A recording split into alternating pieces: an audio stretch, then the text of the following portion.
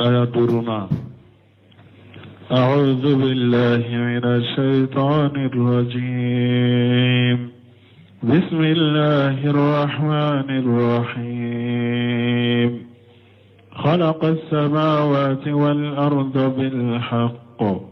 يكور الليل على النهار ويكور النهار على الليل وسخر الشمس والقمر كل يجري لأجل مسمى ألا هو العزيز الغفار. خلقكم من نفس واحدة ثم جعل منها زوجها وأنزل لكم من الأنعام 8 أزواج يخلقكم في بطون أمهاتكم بعد خلق في ظلمات 3 ذلكم الله ربكم له الملك لا إله إلا هو فأنى تصرفون.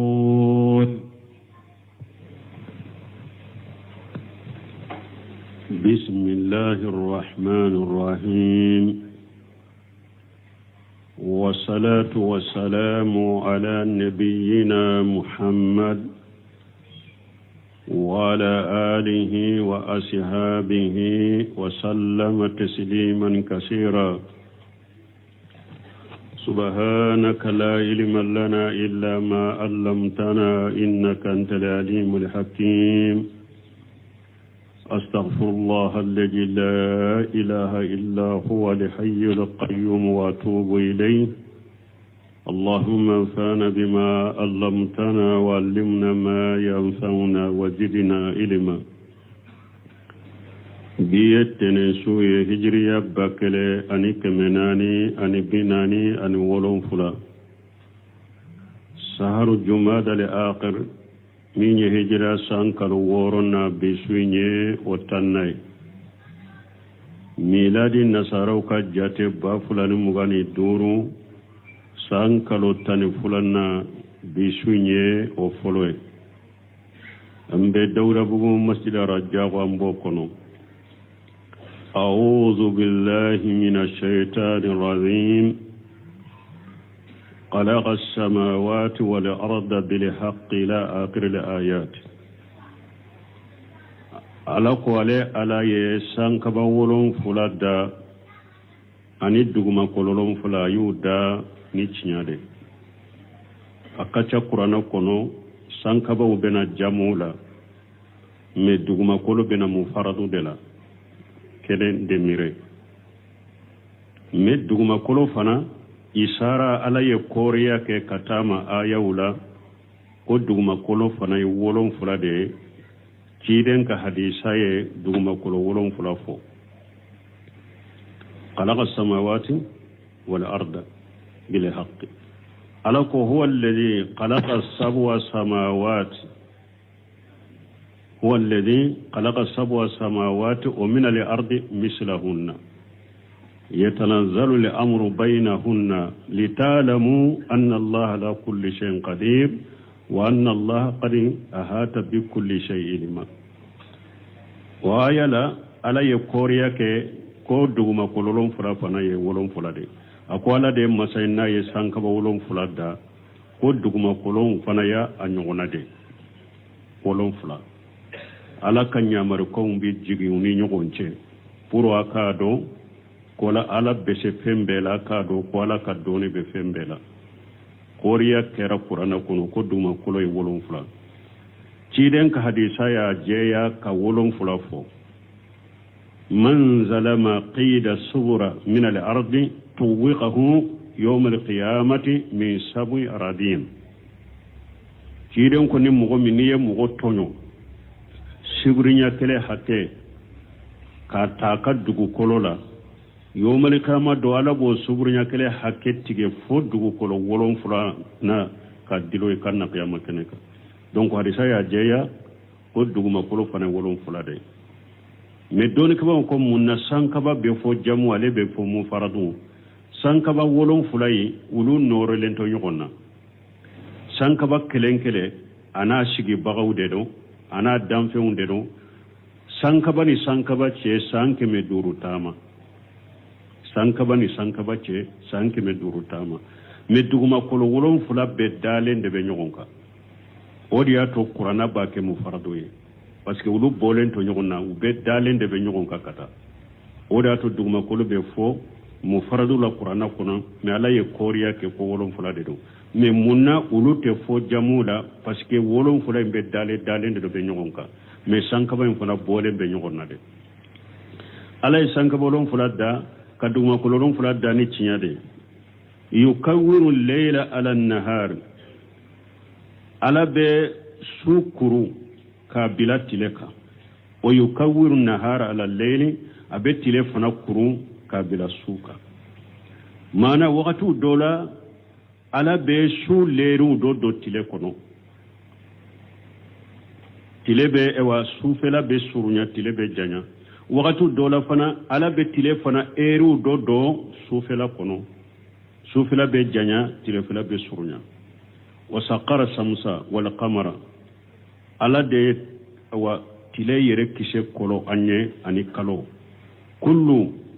nunum be yejri li ajali musamma ube boli kata sarati de masarati min folendo ala bolo tile be boli kata wakati de ma min folendo ala bolo no wakati sera dro tile ko be boy kalo be boli kata wakati do de malajali do min folendo ala bolo nu o wakati sero lajali sera kalo ko be boy ala huwa al azizul qaffar ala de ye kenye masaye ala de junubu yafa masaye ale de be jon sutura ka junubu la ka yafa ye khalaqakum min nafsi wahidati ala yawu bedda ka bonnin kelendela adama dembe dara ka bo adama dela summa jala minha zawjaha o ko fe onnin kele ala ya furmuso bo ayerela ka adama min yamba hawa ala yo bo adama fanala wa anzala lakum min al-an'ami samaniyata azwaj ala ye bagawun fana dawiye bagan noni ya shegi kulu da awye o bena tafsiri kono be suratun al-an'ami kono nyame cena muso misi cena muso ba cena muso saga cena muso ala de masayna ye nununda awye yakhluqukum fi butuni ummahatikum khalqan min ba'di khalqi ala be awyereda aba kononala dali kofe fi julumati salasi dibi sabakono dali kofe munye ye la waje anabo la wajiyala anake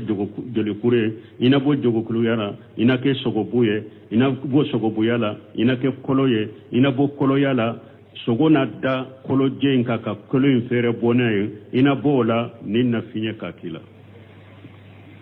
dali kofe iba kono dibi saba nye jumae ba kono oye dibi den so fana ye dibi fulana dembe foroko min kono dibi saba alayi hadamaden da nin dibi saba de kono dali kofe alama hatagiya ko abe ba kono fara ka yelen de soro ayi nin dibi saba in kono alayi da nin dibi saba de kono dali kofe zalikumullahu rabbukum lahul mulku aw masammin yen nonun kede ni ala de yawo tigi alaye marali beye ninde tay aw tigi ala fule ninde alami ni fuy manka batu ka faraka atigi ala fule mi nyawda ni jogola ninde atigi alaye tungute irite segute mabate walijute nabi nyumate malikiyate aw tigi ya ala de ni ala min yen nimbe ka tigi ya ninde balmo ala be hadamaden dali yelema iba kono nin dibi sabala ate hatagiya kal trosita kallam pamina ate hatagiya ka ba kono dayele puru yel aka yelen soro abida nin dibi saba kono hadamaden mi madda alala ni tawhidi ta bolo ni hadamaden fisiru wale ni kono muso kono sera ka bɔ a sera kalo 4 na bɛɛ y'a dɔn sisan ko muso in kɔnɔma don u bɛ mun kɛ ko a ye taa mori fɛ a ka sɛbɛn di la ko muso kɔnɔma sɛbɛn ko ka den kɔrɔsi kɔnɔ la u ka muso kɔrɔsi e ɲɔgɔnna fisuruwale bɛ diɲɛ kɔnɔ sani kɔnɔ in ka bɔ yɛrɛ e k'a dɔn ko a kɔnɔma don e y'o dɔn de tuma min kɔnɔ bɔnyana sera kalo 4 sinu mani lawaji don fɔlɔ e y'a dɔn ko a kɔnɔma don wa janko e na muso kɔnɔma sɛbɛn diro a la i n'o sɛbɛn mori in yɛrɛ sigilen a t'a tilo kɔfɛla ye n'a ma dungare ta o de bɛ se ka sɛbɛn di la ko o bɛ den bɛ kɔnɔna la nin dibi 3 la k'o b'o tanga k'o b'o kɔlɔsi nin ye fisuruwaleya de o de ye musiriki ye fisuruwaleya de o de y'a to ni ala ye sara di musiriki ma kiyama ni ala ye musiriki badabada jahanaba kɔnɔ kura n'a tɛ bɔ a n'a ka kan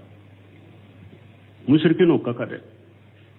musiriki ni ala ko ni mɔgɔ min inna allaha la yaghfiru an yushraka bihi wa yaghfiru ma duna zalika liman yasha'u ni ala ko ni mɔgɔ min ni musirikiya sera ale ma kiyama ko a tɛ yafi ma junubu min tɛ musiriki a b'o yafa mɔgɔ min y'a ja i n'o ka kan yɛrɛ de tigi musiriki n'o ka kan fisuruwale ala dɔnbali fisuruwale ala de hadamaden da nin dibi 3 la wala aw b'a fɔ ko muso kɔnɔma sɛbɛ ko ka dilo la pour ana ba tanga ana den tanga ni o den fana bɔra fana sɛbɛn bɛ taa dilo a la tuguni mori kelenw bɛ sɛbɛn di a bɛ taa dilo den na dɔw b'a fɔ ko denyɛrɛnin a ka muru to a kɔrɔ wagati bɛɛ ninnu ye bidiya ni laada jugu ni hakilina jugu ni akida jugu de ni fato nana yɛrɛ muru bɛ denyɛrɛnin kun na yɛrɛ ka ta ka kantigɛ ka taa o tɛ risiki yɛrɛ ye wa hadamaden n'i ma ala dɔn ni tawhidi t'i bolo e bɛ kow dɔ kɛ e b'a fɔ hakilima kow de k'a sɔrɔ i b'a kɛ ka fato kow de kɛ nalima ko ni fato ko ni tawhidi t'i bolo i ka hakili i bila o de la la ilaha illa huwa bato fɛn si de tɛ min ka bato ye tiɲɛ ni ala kelen pewu tɛ fa anna tusrafuna aw bɛ cogo di aw bɛ yɛlɛma ka bɔ nin ala kelen pewu bato ma de ka taa fɛn wɛrɛ wele de ka taa fɛn wɛrɛ bato cogo di ala min ka mankutu ye nin ye aw bɛ yɛlɛma ka bɔ nin ala batoli ma cogo da kelen pewu batoli ma cogo di aw bɛ yɛlɛma ka bɔ nin ala kelen pewu weleli ma cogo di n'a bɛ taa fɛn wɛrɛ wele ka fara kan ka fɛn wɛrɛ bato ka fara kan bunkasiru nan don na tafsir la ko yughbiru ta'ala wala ban kibari ala min korotalen no annahu alkhaliqu lima fi samawati wal ardi ko ale de ye dali masa fengo fembe sankabolon fulala ko ale de ya bedda fengo fembe duma kolon fulala ko ale de ya bedda wama bayna zalika min al ashiyai ani fengo fembe sanni duguce ko ale de ya bedda wa bi annahu malikul mulki aya ayiran nafana kan kibariya ko ale ala de maralikelaw bɛɛ ka maralikela ye diɲɛ masakew bɛɛ ka tigi ye ala de i ka mara bonyana cogo o cogo i ka mara ɲana cogo o cogo i mɛnna marali la cogo o cogo i ka marabaga ye ala de maralikela bɛɛ ka marabaga ye ala de o de y'a to yawmal qiyama don komi diɲɛ mɔgɔw bɛ yen u b'a fɔ k'olu ye diɲɛ masakew ye o de y'a to lagara qiyama ala b'a fɔ limani limulukul yawm parce que diɲɛ kɔni kɔnɔ masakew dɔ sɔrɔ hari ni y'a sɔrɔ u ka masakɛya dafalen tɛ u tɛ ala ka masakɛya bɔ mɛ u b'u yɛrɛ kɔni wele ko masakɛ mɛ lagara o yɛrɛ de tɛ o de y'a to lagara ala b'a fɔ limani limulukul yawm a b'a fɔ bi marali ye jɔn ta ye limani limulukul yawm bi marali ye jɔn ta ye limani limulukul yawm bi marali ye jɔn ta ye jaabili kɛnɛ de bɛ sɔrɔ ala ye a yɛrɛ b'a fɔ lillahi alwahidi alqahar a b'a fɔ bi marali ye ni ala kelen pewu de ta ye ni ala min ka karabali bɛ danfɛn bɛɛ kan donc a y'an kibariya ko ale de ye maralikɛlaw bɛɛ maralikɛla ye almutasarrifu fihi yuqallibu laylahu wannaharahu awa min ye diɲɛ ka ko ye ko ale ala de b'a bɛɛ ɲɛnabɔ ale ala de y'a bɛɛ ka ko ɲɛnabɔbaga ye ale de bɛ diɲɛ ka sun a n'a tile ale de b'u yɛlɛma yɛlɛma maralikela be diɲɛ kɔnɔ o be maralikela ye ale ala de awa ale ala de ka kow bɛ boli diɲɛ kɔnɔ ale de bɛ diɲɛ suw n'a tilew yɛlɛma yɛlɛma yukawiru layla ala nahar wa yukawiru nahara ala layli ay sakarahuma ala bɛ tile bila sufɛla bila tile ka bɛ tilefɛla bila sufɛla kan ay sakarahuma ala ye sun ni tile kɔlɔ yajriyani n'u fila bɛ boli mutaaqibayni la yafturani n'u bɛ ɲɔgɔn falen u tɛ sɛgɛn depuis ala ye diɲɛ da sun ni tile bɛ ɲɔgɔn falen mɔgɔ si m'a mɛn ko bi sun ni tile u sɛgɛnna ɲɔgɔn falen la u y'u yɛrɛ lafiya bi kɔni ma yɛlɛma ayi u tɛ sɛgɛn kullu minhuma yatlubu al-akhara talaban hasisa a kelen kelen b'a tɔ ɲɔgɔn ɲini de ɲinini min ka teli maana tile binna dɔrɔn su dibi dɔnna si dibi taara dɔrɔn tile yɛrɛ nɛna u bɛ ɲɔgɔn kɔ ka ɲɔgɔn ɲini teliya la ka kawuli tabaraka wa taala komi ala ka kuma la min n'a hɛra ka ca kɔrɔtalen yughshi layla nahara yatlubuhu hasisa ala ko sun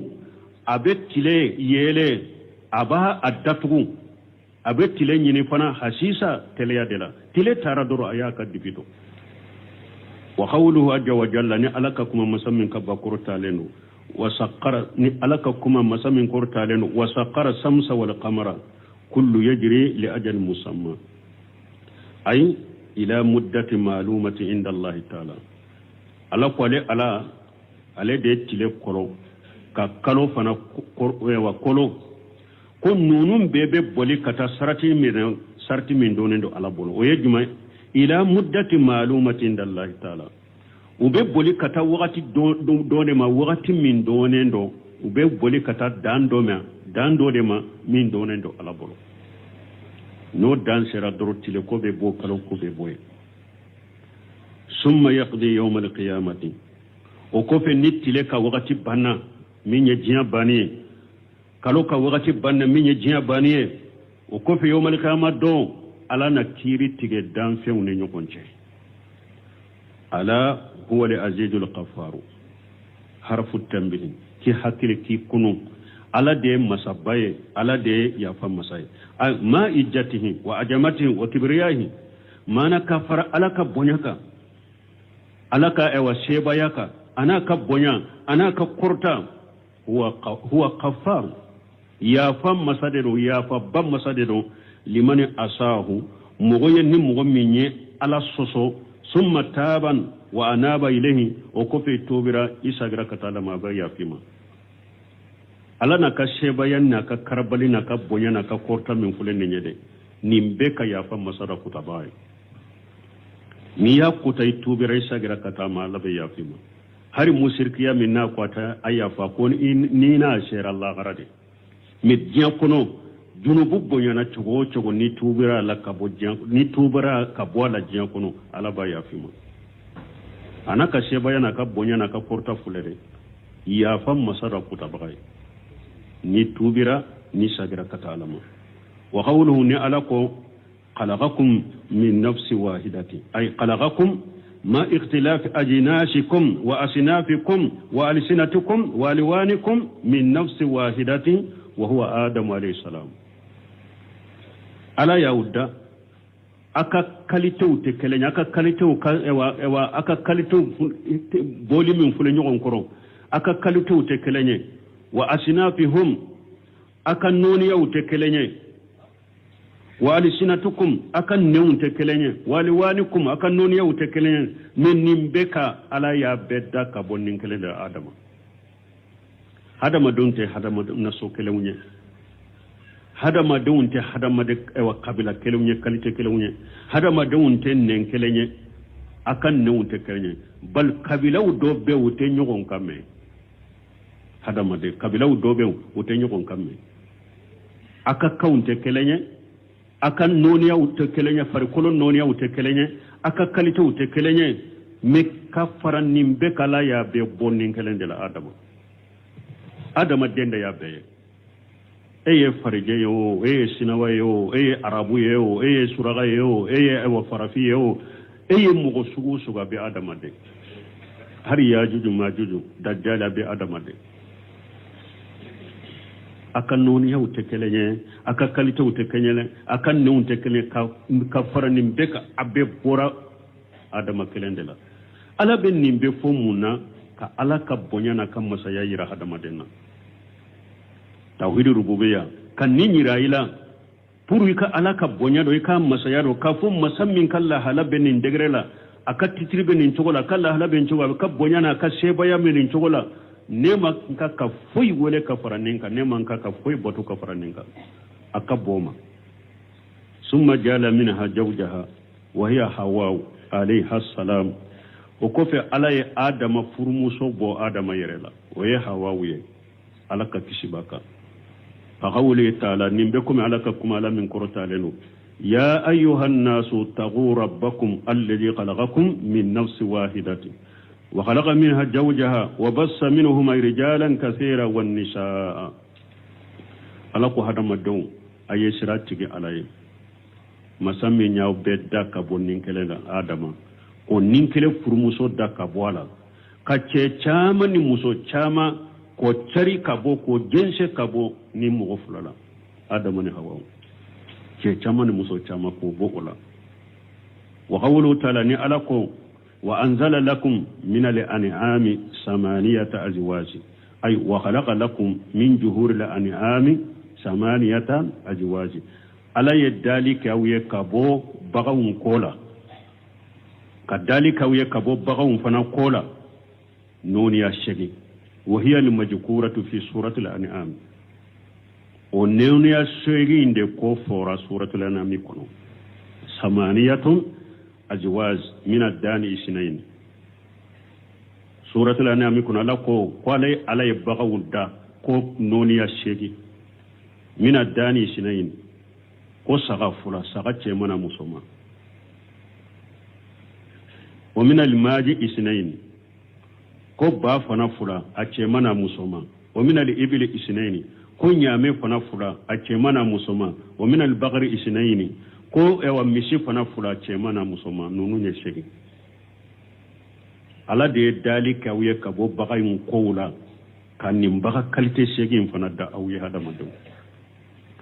wa qawlu ajja wa jalla alaka kuma musammin kabwa kortalenu yakhluqukum fi butuni ummahatikum ay qaddarakum fi butuni ummahatikum ala yawlatige abaw konola kadda abaw kalatige kawda abaw konola khalqa min ba'di khalqi dali kofe yakunu ahadukum awwala nutfata folo la dola kelebe kella wajide folo denso kono summa yakunu alaqata o kofe inake joli kuruye min bedilo denso la summa yakunu mudqata o kofe anake sogo buye sogo bumi na beseka nyimi nyi fulani nyogonje summa yukhlaqu fayakunu lahama okofe ala na sogo buyinda na ke sogoye wa ijama ani kolo wa asaba ani fasaw asaba ani fasa mission wa uruqa ni fasabaw fasa mission ni fasabaw unadda hada madenna wa yunfaqu fihi uruhu o kofe ala na nin finya la malikiya nyamare ka nin finye ka do den kono ba kono fa yashiru khalqa akhara anake damfe ngore minye sula mayana bola ka ke damfe ngore minye nima fe ninna kala fa tabarakallahu ahsanul khaliqin alaka hera kacha dalikela benyumay alade alaka dali de kausani dalikela beka dalikela nyumay alade an kan ni ala ka dali nyuma min fuleni ni an kan ni ndo alaye an kana ala fisru waliya wa ko wa hawla ala ko fi julumati salas dibi sabakono yani fi julumati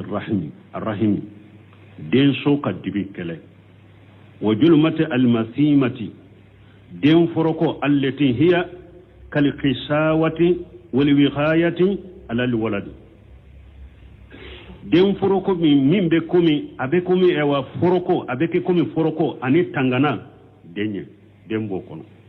masimatu yo ode dembe foroko min kono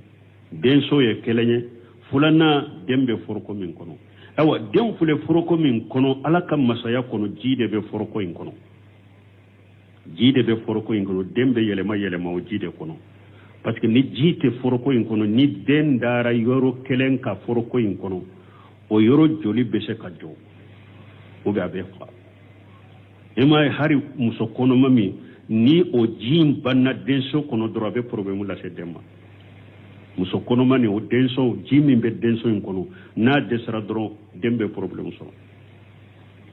o jiide be o fana kono ni dembe yelema kono o de be ke komi ewa foroko ni a dembe do kono o de be ke demma komi tangana e ko be ta sabe sebendi la ko tanga sabe be fo muso kanna sa ya e kenema e be fendo e won non de be jate ma baw yede no ka doroku be taw no fere u be fifa doroku be taw no fe fufule u be fifa ni macheka ala do ma ala ka hakedo ni nya ala ka musay ni nya dibi fulanaye sabana wajulumatil batani kono dibi ba kono yere dibi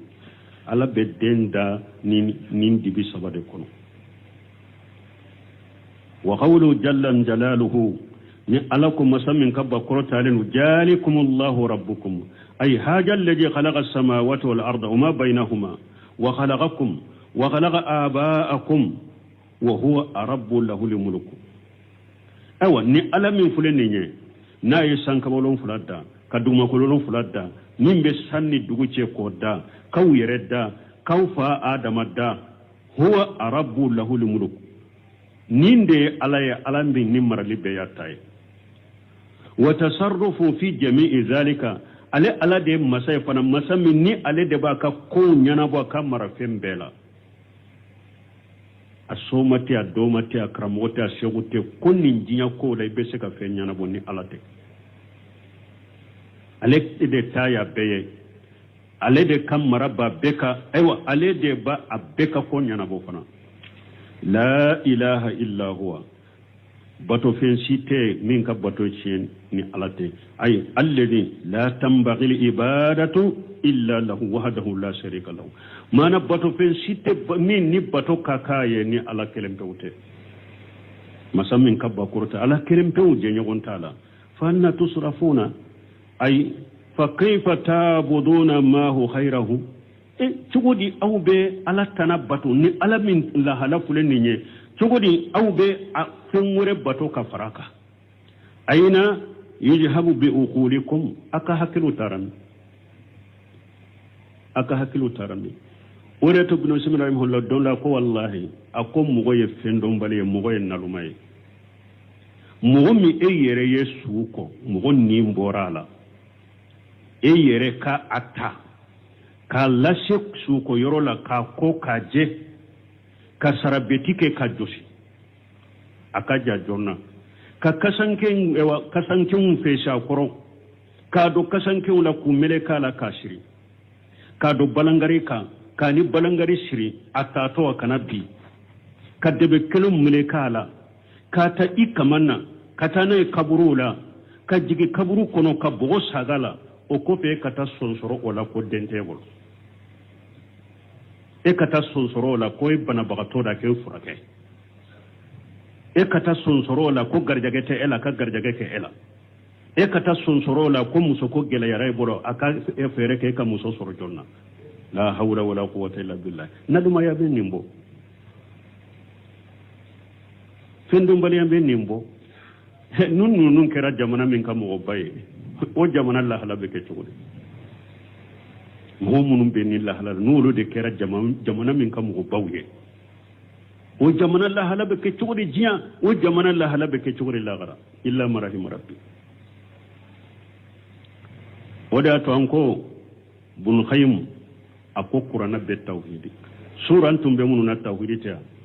bi antum be mununa abete tawhid ya alquran kulluhu fi tawhid bun khaym ko qur'ana be tawhid de la قال الإمام ابن القيم رحمه الله تعالى كل آية في القرآن فهي متضمنة للتوحيد شاهدة به دائية إليه بن قيم كو أكو آية بقرآن كنو كو آية توحيد دبو آية كنو كو آية بسيريا كني توحيد دي كو آية بولي كتا توحيد دمو قرآن آية بي قرآن آية بي توحيد با كنو قرآن آية بي بسيريا كني توحيد قرآن آية بي ولي كتا توحيد ما تقولي إما خبر عن الله وأسمائه وصفاته وأفواله فهو التوحيد العلمي الخبري إما إن القرآن آية دوسرو أبان كباريا كبو على يرجعتي ما كم ينفلني آية منونا ube aban kibariya kabo ala ka togoma ube aban kibariya kabo ala ka mankutuma ube aban kibariya kabo ala ka ketawuma comme ambeni aya munun kono uba fo ninde ma tawhidul ilmi al khabari tawhidin min be ala ka jati fo yirayila abe ala ko ala yere ka ko foye ube abe ala ka togo foye ube ala ka mankutun ube ala ka ketaw uba fo ninde ma tawhid al-ilmi al-khabari o kore mun nin tawhid sugu be kala qur'ana ni sunna de la khabari we munye nin tawhid sugu mo tese ka kuma nono na ni yere fo ala de kai kibara nuye ala ni ala yi kibara na to minye ala yi kibara na kan man kutu minye kini ci da ni kibara na to minye ni ci da ni kibara na ala kan man kutu minye o da fo ba fo tawhid al-khabari fo ka kibara na yede itese ka nono do ni yere mogo te se ka togo kiriye yere ka do alama delila te min na qur'ana ni sunna mogo te se ka mankutu do kiriye ka do alama yere ma delila te min na qur'ana ni sunna o de ato ba fo tawhid al ilmi al khabari o ye tawhid al asma wa sifat aw imma qur'ana aya do abe kumi nina ki kibana ka bo alama kala ka togo fuye ki kibara ka bo alaka mankutuma ki kibariya ka bo alaka ketama uba fo ninde ma tawhid al ilmu al qabari ni nyekele wa imma da'watu ila ibadatihi wahdahu la sharika lahu wa qalu kullu ma yu'badu min dunihi fa huwa tawhid al iradi at talabi imma fulanna ina qur'ana aya doye abe wolelike abake ki wole kata ala kilimtu batoma je nyogonte ala minna ani fana kiki foshi ka bo fen wore batole la munte ala ye fen wo fente ala ye iki yere foshi ka bo batoma imayna qur'ana aya doye aben ninde ke ki wole kata ala kelempe batoma je nyogonte ala minna ani kam e wa fen wore batoli toye imma ibe qur'ana aya do sura ben ninde fuye fa huwa tawhid al iradiyun at talabiyun uba fo ninde ma tawhid iradiyun at talabiyun bon nin tawhidi to chama bala gida tigo bolo o ba fa le de ma tawhid uluhiyya o ba fa le de ma tawhid ibada o ba fa ale de ma tawhid iradiyyu o ba fa le de ma tawhid talabiyyu nimbeye tawhid uluhiyya inde al iradiyyu kore munye mana jombe ala nyinini ka batoye jombe ala kelemte nyinini ka batoye ikala kelemte de nyinini ka batoye o ba o da to ko tawhid al iradiyyu التوحيد الطلبي كره مونيه مانا مين نينا جون في كاتيتي علما على يمين نيني في كي كا كلم بلو باتو ودي نينا ناي في انينا جون في كلا كلم بلو دي باتو كان فوي باتو كفركا ودي اتو كو طلبي وما امر والنهي والجام بتاته في النهي وامره فهي حقوق التوحيد ومكملاته وده ابن قيم كوينا ايه دوسرو aya mi abi nyamariya abi bali mana ka bilika ika ala ka nyamar ko ka bilika ika ala bato ayi nyamara ni minye ala bato ka aka bali li feuna yi bali minay ka toy ala bato aka nyamar ka feuna yi nyamara ni minye ka ke imma aya dobe nin foye donc ibar fo ninde ma fahiya huququ tawhid ko tawhidi hake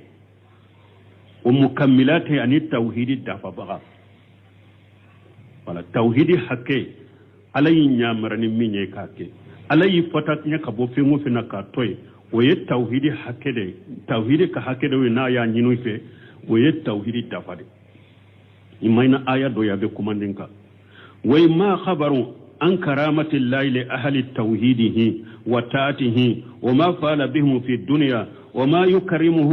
يكرمهم به في الآخرة فهو جزاء توحيده. بن قيم كويما إنا آيات دوية أبكما ala ka bonya fuye kala ka karama fonnancire ko fuye ala be fonnancire ni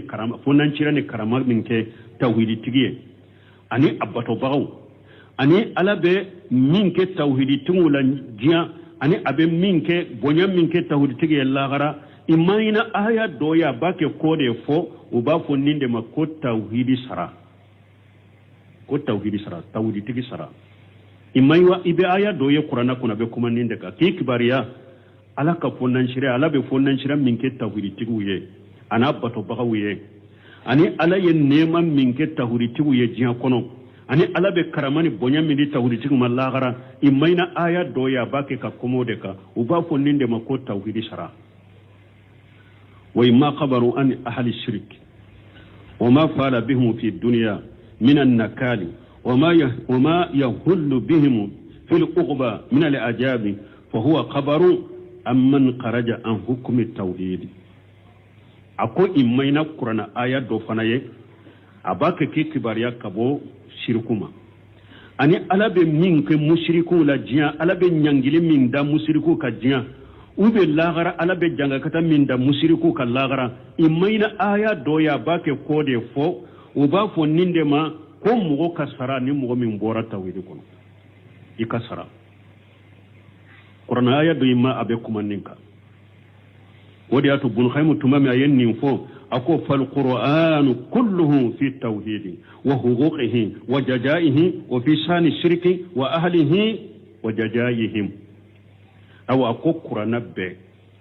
tawhid qur'ana be kuma tawhid da ani tawhid hake ani tawhid sara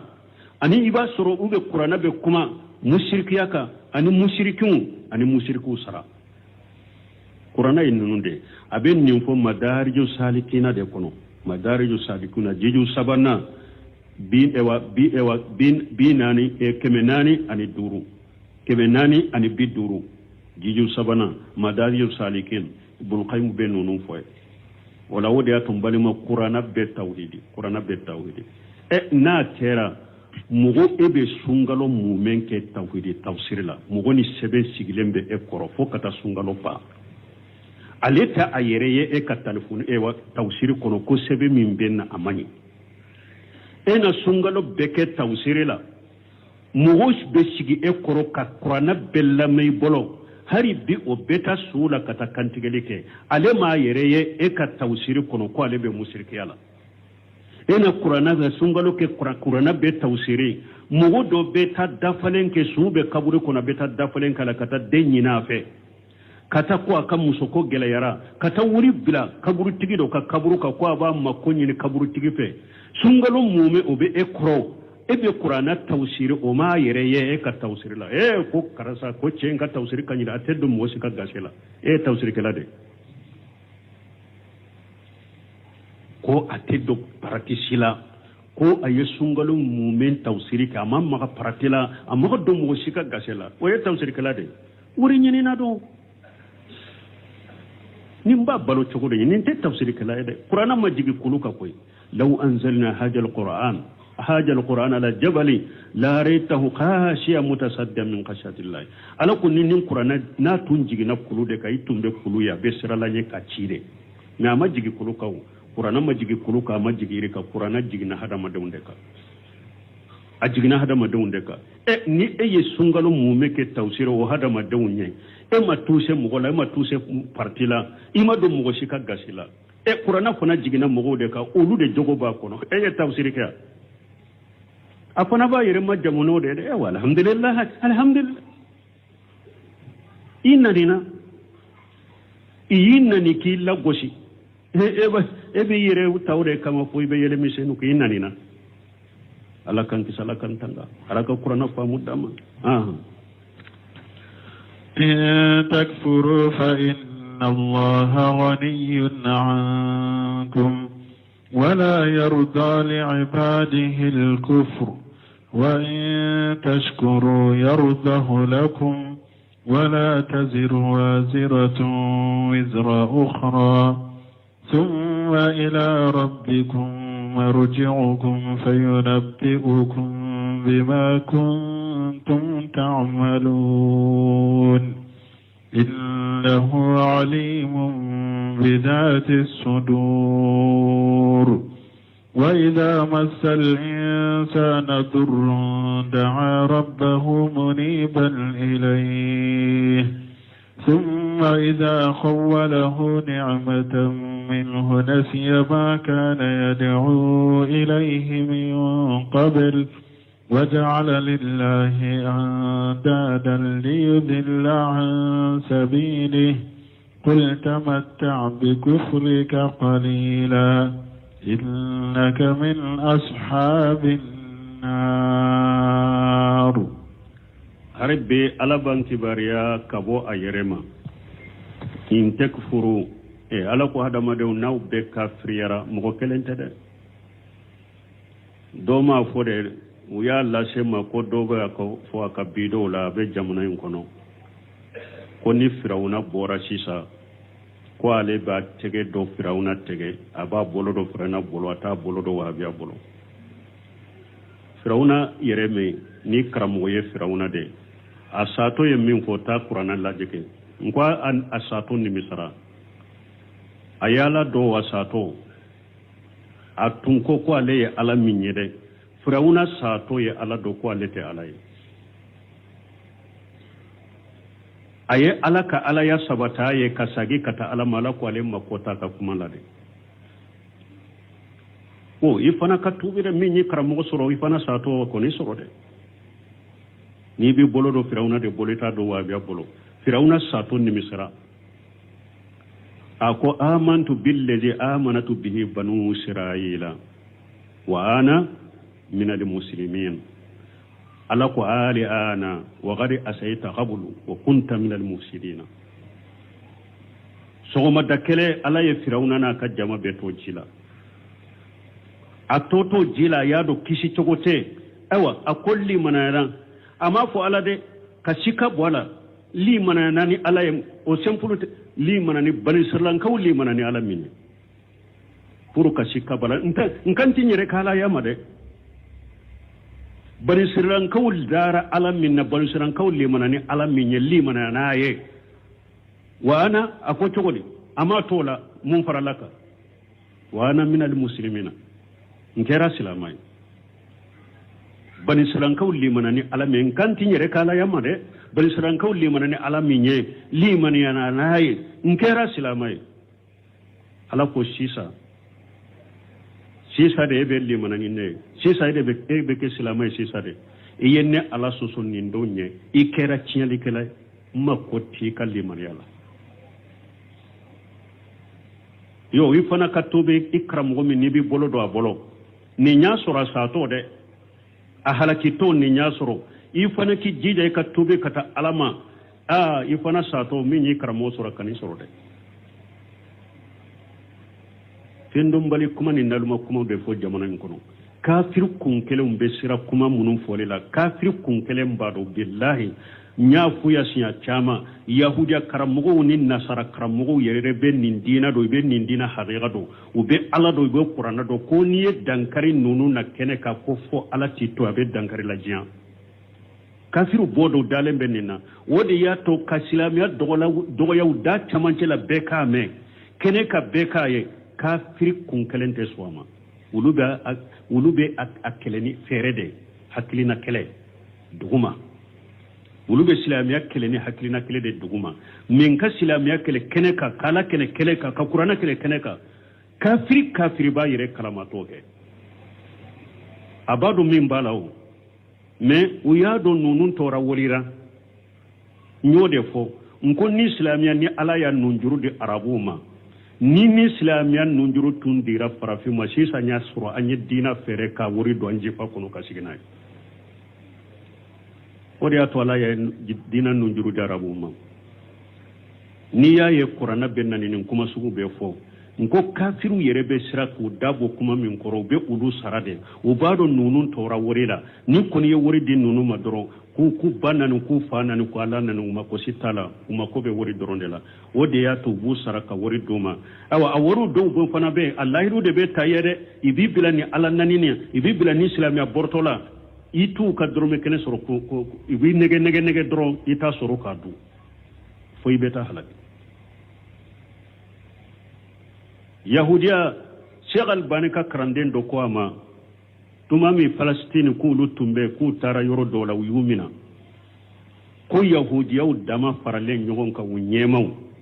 uyu ulu wele bon ko ulu tato dobe ako munu fule ka wuyere wele nunu ye yahudiya ka nyemaw de anni munu be nyogonna akana shirade aye chiramiya chinya de fuye nu ya wunyeninga Sheikh Albani ka karanden do re ni ko Sheikh Albani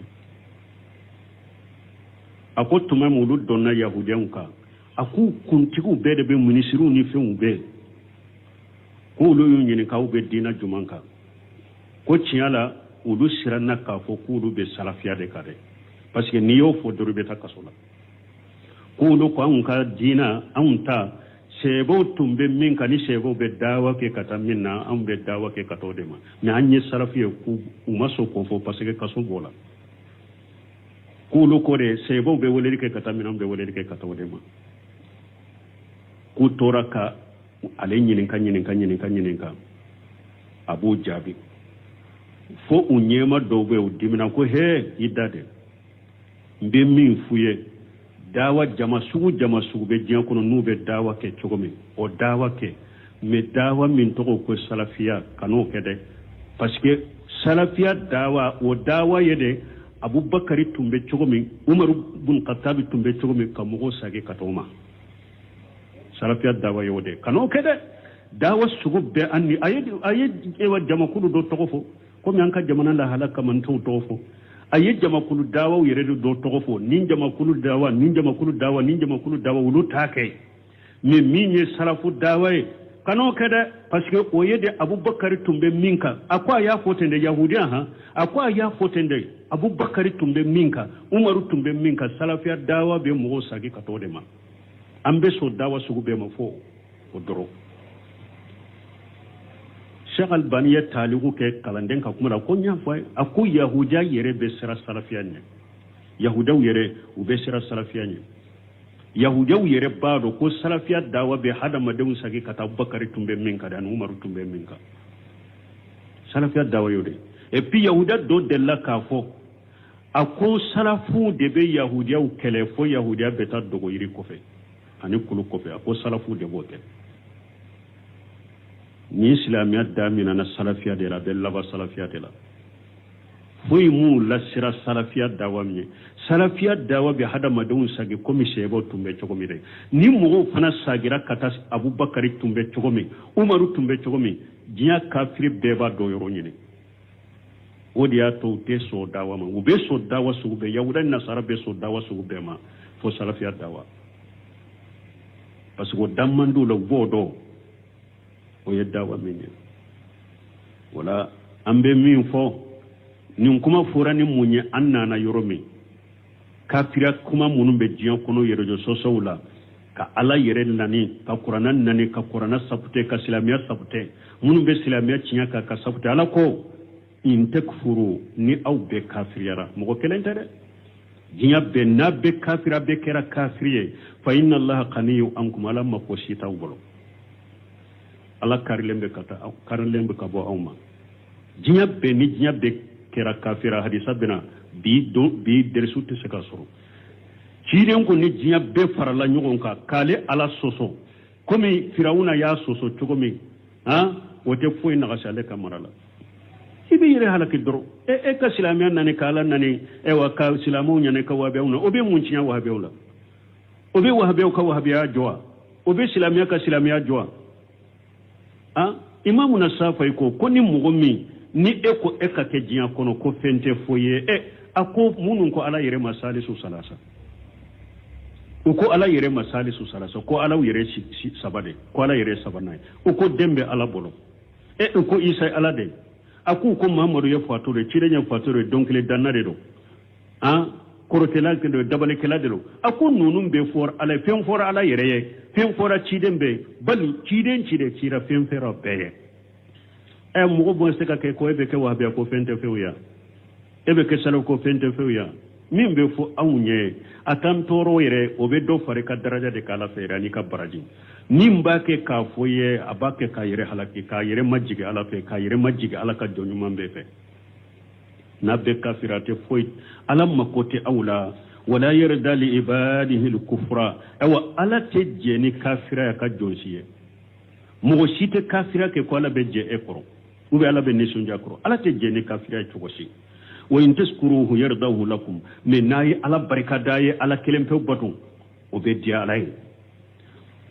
wala taziru waziratu wuzra ukhra yawmal qiyamah do mo wore kajjunubu donite tam mo wore kade mo wore site mo kajjunubu donita summa ila rabbikum arjukum fayunabbiukum bima kuntum ta'malun innahu alim bi jati suduri wa tisra inshallah ni ala sunna derisu wore ambe adamina ni ayat damina na durukata inshallah subhanakallahumma rabbuna bihamdika ashhadu an la ilaha illa anta astaghfiruka wa atubu ilayk.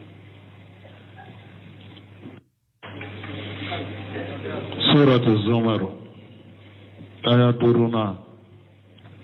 أعوذ بالله من الشيطان الرجيم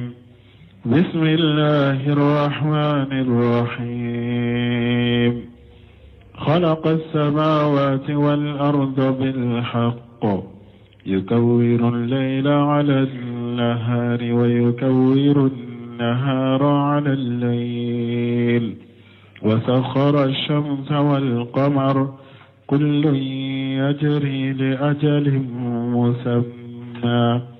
ألا هو العزيز الغفار خلقكم من نفس واحدة ثم جعل منها زوجها وأنزل لكم من الأنعام 8 أزواج يخلقكم في بطون أمهاتكم بعد خلق في ظلمات 3 ذلكم الله ربكم له الملك لا إله إلا هو فأنا تصرفون.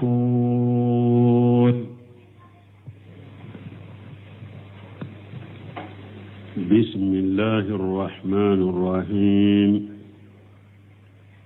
والصلاة والسلام على نبينا محمد وعلى آله وأصحابه وسلم تسليما كثيرا سبحانك لا علم لنا إلا ما علمتنا إنك أنت العليم الحكيم أستغفر الله الذي لا إله إلا هو الحي القيوم وأتوب إليه اللهم انفعنا بما علمتنا وعلمنا ما ينفعنا وزدنا علما بيتنا سوية هجرية باكلة أني كمناني أني بناني أني ولون فلا سهر الجماد الآخر من هجرة سانكر وورنا بسويني وطناي ميلاد النصارى وكجات بافلان مغاني دورو sankalo tani fulanna bisunye o foloe ambe dawra bugu masjid rajago ambo kono a'udhu billahi minash shaitanir rajim خلق السماوات والأرض بالحق إلى آخر الآيات على قولي على يسان كباولون فلادا أني دغما كولون فلا يودا ni cinyade akacha qur'ana kono sankaba ubena jamula me duguma kolo bena mufaradu dela kelen demire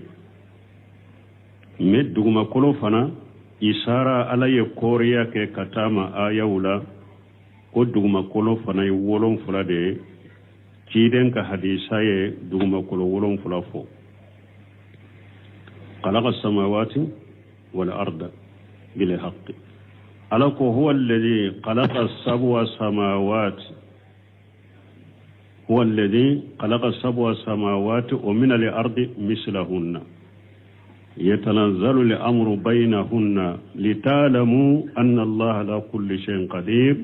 وأن الله قد أحاط بكل شيء علما وآية لا على يكوريا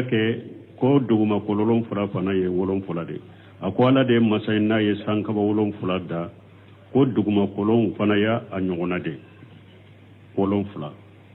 ala ka ɲamarikaw bi jigi u ni ɲɔgɔn cɛ pour a k'a dɔn ko ala bɛse fɛn bɛɛ la a k'a dɔn ko ala ka dɔɔni bɛ fɛn bɛɛ la koriya kɛra kuranna kɔnɔ ko duguma kolo ye wolon fula